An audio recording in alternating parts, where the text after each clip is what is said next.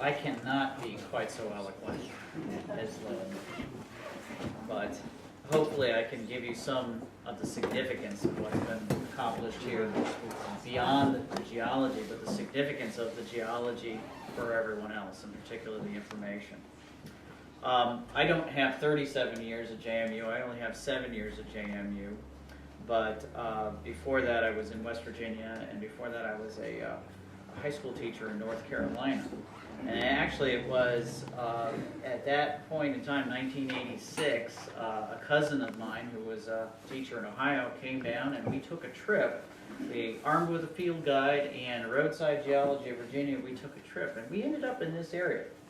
We were actually in Roseland and we were by the side of the road and a teacher pulled up and she said, "Are you boys lost?" And we said, "Well, no, we're just looking for this kind of rock and this and such." And she said, "Well, I know that's around here, but the person who would know would be Doc Fry.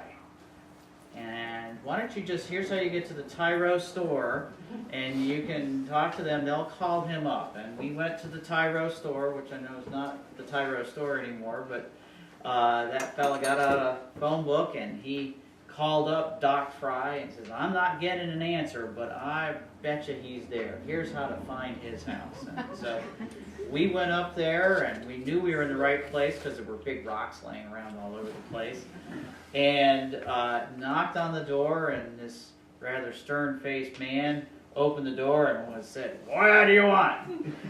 And very quickly he said, "We're a couple of high school teachers." And then it opened up from there. For the next 2 hours, he told us all about the area, what we needed to see, and where we go. And so when Chip called us up, or excuse me, when Peter called us up, when was it, 2008, 2009, somewhere around there, this was a perfect opportunity to connect back with what is a very beautiful landscape around here. But as Lynn pointed out, we sometimes don't get what's under our feet. Sometimes we drive right past much of what's there. Charles Kuralt famously said once that thanks to the interstate highway system, we can now drive coast to coast and not see anything. And because of that, and because we're not looking at what's under our feet and what's all around us, humans are continually wrestling with their position within the Earth system. And don't really have the capacity in general to articulate what is our relationship with the Earth. As an educator myself, and Lynn as well, we talk about what is a liberal education all the time. What does it mean to be liberally educated? And one of the things that we constantly work for is that students should come to terms with a relationship with the Earth, come to some means of defining that. And the consequences for not attending to this relationship are sometimes dangerous, potentially costly, talk about the flood, and oftentimes deadly. But people, I have found, are oftentimes intensely interested in what is going on if they have an opportunity to ask. I was field mapping in North Georgia one time, and I was on a road cut by the side of the road, and I saw a fella coming out of his house with 2 large dogs on a chain on one hand and a shotgun on the other arm, and he came up to me and wanted to know just what the hell I was doing. And when I explained what it was I was doing, he told the dogs to sit, and he said, "What you looking for? Gold? You know, there used to be gold." Well, even if it's just to find the gold, I think the people really do want to come to terms with the Earth and have some understanding of it.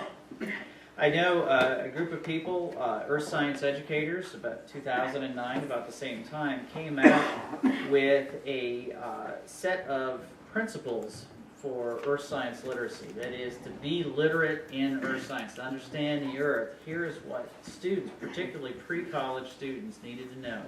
By the time you were done with 12th grade, you should understand some very basic things that help you understand the Earth.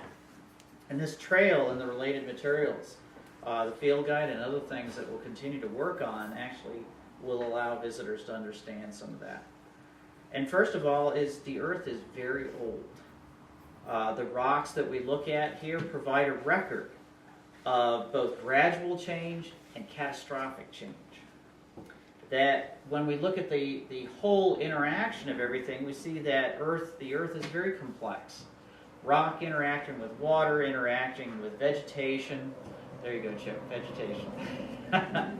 But these systems are there, they're dynamic, but they're continually changes. And we use lots of different methods as earth scientists to investigate these things. We look at breaking open the rock. If you ever see somebody with their face up against a rock and they seem to be holding something, you can say that's probably a geologist. We might look at it closely, we might bash it up, we might spit on it, just to see what's going on within that rock itself. Different methods then allow us to construct different models, different representations. Cartoons, we refer to these sometimes as. But they're beyond entertaining. They certainly give us an idea to put a picture on the ideas that we're wrestling with. And one of those ideas is that the Earth is continuously changing.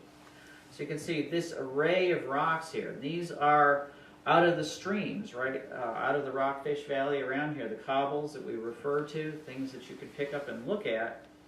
They represent different forms, different stages in the cycle of change.